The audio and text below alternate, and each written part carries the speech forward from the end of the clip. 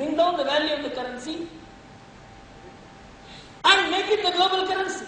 In fact, in the year 2002, the present US Federal Chairman he made a fantastic speech, unbelievable speech by any Reserve Bank governor, Reserve Bank chief. He said, in America we have a model called the printing machine. And he said, with the invention of the digital mechanism, we don't even have to go through that complicated process. He can increase the supply of the dollar by just a digital mechanism. This was his speech. And Gurumurthy said that the world economy, which is based on a currency which is left to the whims and fancies of the Reserve Bank of the America called the US Federal Reserve System, cannot produce a stable global economy. And he said it in 1993, and it has become true in 2008. And today, if America prints another 500 or 600 billion dollars, what will be the value of the American currency? What happened in 1970? 1970, this is what happened. America had said that anyone giving $35, we will give them 1 ounce of gold. If anyone has 1 ounce of gold, we will give them $35. $35 equal to 1 ounce of gold was the value of the dollar till 1970. But what happened in 1970? Black marketing in gold had taken place. And so in the black market, the gold values had gone up. And so many central governments began surrendering their hard currency, dollar, and asking for gold in return. And there was a huge drop in the American gold reserves. So President Nixon said, hereafter we will not convert dollar into gold. You know, $35 per ounce of gold. The dollar value got reduced to 5% of the value of the gold in 1 year. That means the dollar depreciated by 95% in 1970. Banks and financial institutions and countries which had kept dollar reserves had virtually gone bankrupt in 1970. And that is likely to happen again today.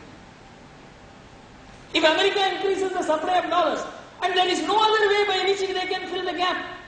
And an estimate shows, till 2019, America will have an additional fiscal deficit of, revenue deficit of $9 trillion. Where will they go for this money?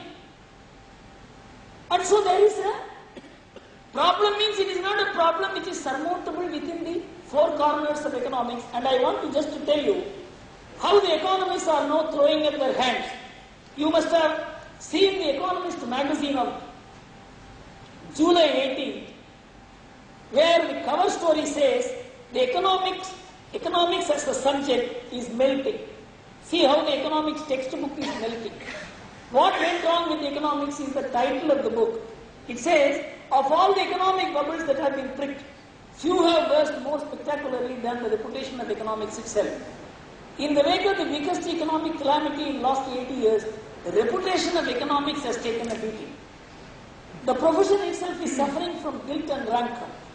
In a recent lecture, Paul Krugman, the winner of Nobel Prize in Economics in 2008, argued that much of the past 30 years of macroeconomics was spectacularly useless at best and positively harmful at worst. And a great economic historian, Barry Eichengreen, a prominent American economic historian, says that the crisis has cast doubt into much of what we knew to be economics.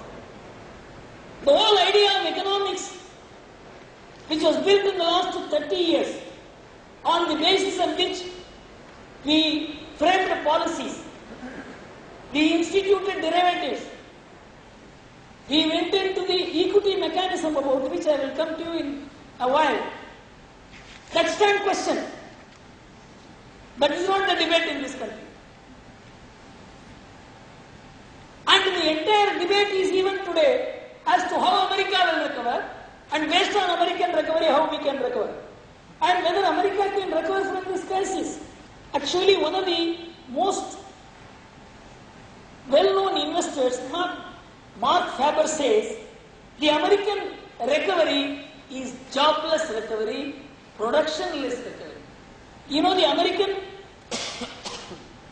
industrial production is dropping at the rate of if you calculate in the last 14 months, the drop rate in the production is 10 to 11%. It has not recovered even today.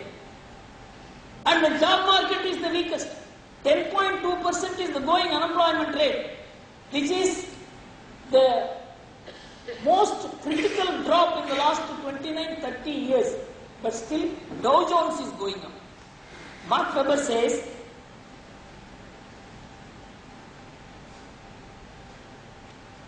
the Federal announced the purchase of 600 billion long-term bonds and 700 billion mortgage-backed securities on 18th March 2009. Note the date. Then Dow Jones has touched the lowest point. They announced, we will put in $1 trillion into the banking system. Dow Jones begins to pick up. This money gets into the economy the fastest, flooding the market with dollars, not going into home building, coal-fired electronic plants, or auto factories, but end up in the stock market. That is why Dow Jones has gone up. Because Dow Jones has gone up, BSE index has gone up. See the way the whole crisis has been turned around according to them, and the crisis has been turned around by the very mechanism by which the crisis was caused. The cause of the crisis becomes the cure of the crisis, and which I call as Ayurvedic economics. Vishassa Vishama Aushadam. By some poison a disease is caused, you administer the same poison. Can you ever have a global economic power on whom the whole world economic structure today rests for historical reasons, right or wrong? And no one has any comment over this. Why the US Federal Reserve System is following this policy? It has virtually become the central bank of the world. Its interest rate decides the interest rate of the rest of the world. Its money expansion causes rise in prices all over the world. Its contraction brings about deflation all over the world. But nobody can comment on the policies of the United States of America, and everybody is supposed to follow those policies. This is the distortion today. And see how Asia began rebounding. And everybody thought, unless the West makes a recovery, there cannot be any recovery in Asia. And when Asia rebounded, Economist wrote an article. Why I am quoting the Economist is, Economist is supposed to be the intellectual fountainhead of Western thinking on economic and political issues. And it says, the Asian economy, it was argued that such export-dependent economies could not revive until the customers in the rich world recovered. The West still looks weak, with the many economies contracting in the second quarter. And even if America begins to grow in the second half of this year, on consumer spending, the consumer spending looks sickly. Yet Asian economies, increasingly decoupled from Western shopping habits, are growing fast. The most important thing is the word shopping habits.